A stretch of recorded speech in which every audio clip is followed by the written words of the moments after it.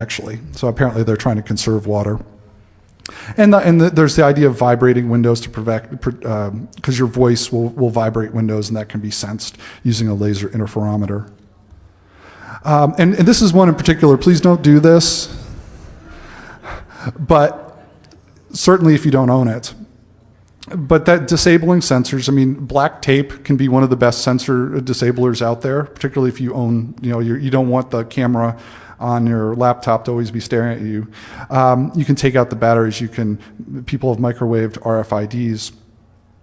And if you've been to some of the security shows, they'll give out the little plugs that, here's one. These guys, the little things that plug into your microphone jack to hardware disable your microphone. And this is very, very cool, I thought. It's, you can express your displeasure in a public way. So this individual, I don't have his name handy, but he was disappointed in the use of speed cameras in his community.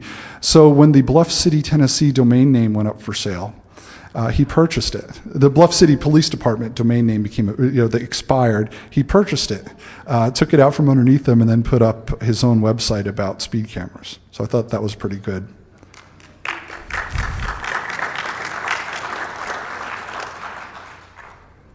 Art can be a very effective tool. You're trying to communicate to the masses. Art is a mechanism to do that. And if there are any art students in the room, I think it'd be a really interesting area to explore.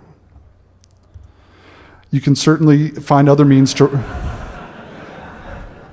rally community support, because that's kind of what it takes to force governments to perform a major muscle movement. And you may have heard stories about the English villagers expressing displeasure. I don't know if they had pitchforks and torches, but they definitely made it known that they did not like street view cars in their community. Certainly, embarrassment is another tool that will perhaps change behavior. You can spoof. Sensors can be spoofed. And this researcher is holding, fingers. Many ways, other ways that awareness can be raised. I mean, Cory Doctorow's book, Little Brother, very good. But it can reach to audiences and to young people and help change perceptions. There's the top right's a YouTube video, ironically, hosted by Google, that's a parody of where Google could go. It's you get the free Google toilet, and it analyzes your activities. But it sends a message and gets it out there. And then movies like The Minority Report, I mean, that really saw some things coming and reached a broad audience. And we need to get our arms around anonymization a little better, ideally transparent anonymization. If not done correctly, people have shown you can work backwards. And each time you anonymize the data, you perhaps dilute its value to the holder. But this and the idea of aging data and destroying data is something that merits future work. But again, it has to have incentive. Whoever has the data has to be incentivized to do these things. And one way to do that is by voting with your wallet, engaging policymakers. And again, the governments have lots of good pictures of people engaging policymakers because they pretend to like that thing.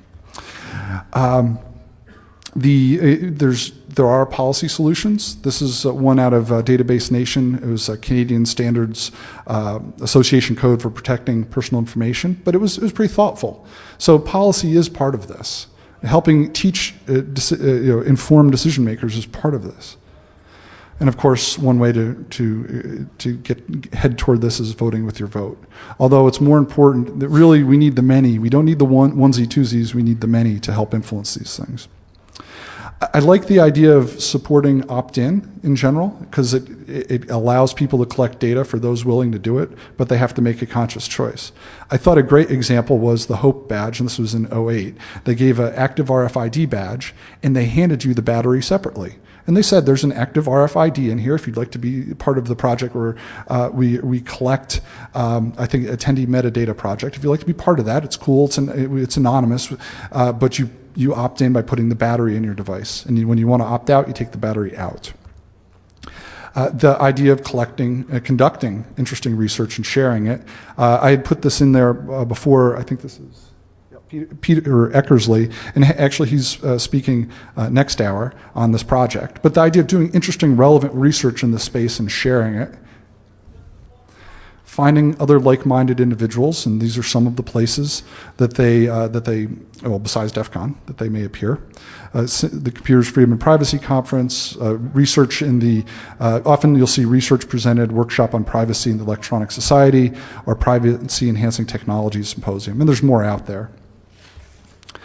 And of course, supporting your privacy champion of choice, EFF, EPIC being two examples. And I think it's important that we think about privacy by design. That how many, does your laptop have a little flap that you can slide over the camera to make sure it's not collecting anything? This is a coffee table. So it's a coffee table in Shredder. Tim, okay, thank you.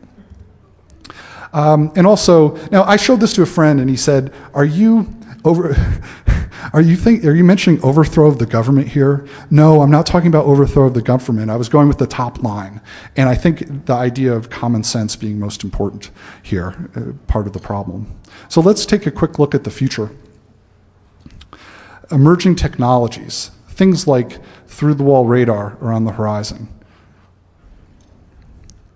Internet scale experimentation, the idea that Google, for example, tried a Bing-like background, and it didn't go over well. It was planned to be a 24-hour experiment. But the idea, and people let them know that we don't like this. But they were able to find out, I mean, those people, when you get numbers like that, you get the statistical significance in the results, and you can really, and it can be subtle experimentation, but we can do that large online companies can do that type of thing. We're seeing, I wouldn't be surprised to see electronic license plates. And there's, this site, Kids Eyes, it convinces parents to sign their kids up to take surveys from ages 6 to 12, and teenagers too, and provides them some nominal trinket in return or funding in return. Think about the future where we have wearable computing. People are working now, have done experiments trying to use technologies such as the MRI to see how people, how they think. And one experiment was people were asked to predict what they were going to do based on a certain set of information. And 50% were able to do it, predict what they would do correctly. Well, the MRI experiment was able to predict with 75% accuracy. So more accurate than the human. The idea of network science and mining user data. This was just an example of a recent AT&T project that mined cell phone records and could tell travel habits and how far New Yorkers traveled on weekends based on their cell phone activity. And there's an interesting group at MIT that is exploring this idea of reality mining, exploring themes like organizational dynamics, complex social systems from this data, this sampling of the real world. There are people performing interesting research, trying to dig the most they can, analyze the most they can out of the data. And it's also important to realize that this data is probably not being thrown away. So advanced technologies can be played back against historical data. The future of augmented reality, same type of thing. And the emerging Internet of Things, where virtually every item will be connected to the Internet in some or tracked by the Internet in some way, just opens up ample opportunities. So what is this a map of? Besides the United States, I know that.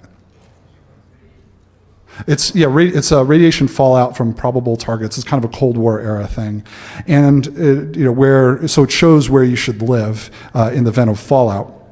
Now, I showed this to a friend who happens to be Canadian, and he said, "Obviously, you should live in Canada because there's nothing up there." And it was a good point. But the reason why I included this here is because our space to operate anonymously or privately is dwindling rapidly, and I really think we're at the point where it's not a matter of if we can do it at all, it's what percentage of our life is being instrumented, and to think that through. And there's probably an interesting model there that could be built. So with that, again, the government's great. They have pictures of them, freely available pictures of hanging sensors. So with that, are there any questions? Oh, well, okay. So we'll take it to the Q&A room, which is room 3, which is you go out to the main hallway, turn right, and immediately on your left. Thank you very much.